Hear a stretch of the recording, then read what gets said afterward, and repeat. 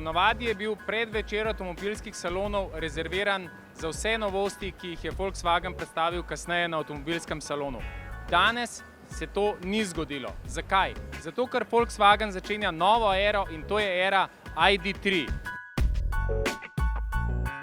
S prijazno masko, kot pravijo, z nasmehom na obrazu, vabijo z novim ID-jem spet tiste ljudi, ki so bili nekoč zaljubljeni ali pa so se zaljubili v legendarnega hrošča. You know, this new type of mobility should be positive, sympathetic and empathic and not aggressive. So, to be more friendly in cities, we consider as a good thing. In če je bil doslej Golf v Volkswagenovem koncernu tisti avto, ki je uspel množicam približati sodobne tehnologije, bo enako tudi z ID3. In kako zelo pomemben bo ID3, pravzaprav vidimo že na pogled. To, kar je včasih ponujal Golf, bo ponujal tudi ID3 in ne nazadnje so oblikovalci to hoteli pokazati z velikim in zajetnim C-stebričkom, ki je pravzaprav skoraj enak kot pri Golfu.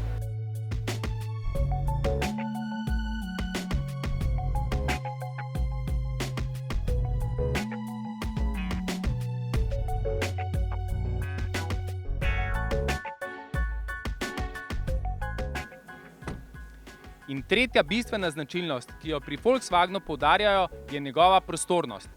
Pravzaprav naj bi bila Passatova prostornost.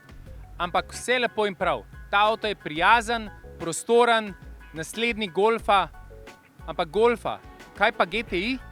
If you look into the face of a GTI, a Golf GTI today, it's not aggressive, it's concentrated and sporty, but it's not aggressive.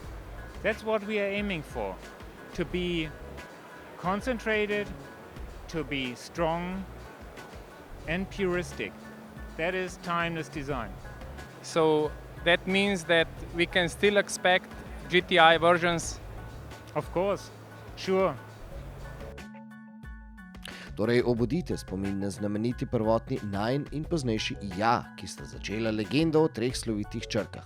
Ali pa razmislite, kako bomo ID-ja polnili. Kako bo opremljen, pa spoznajte na primeru Passata.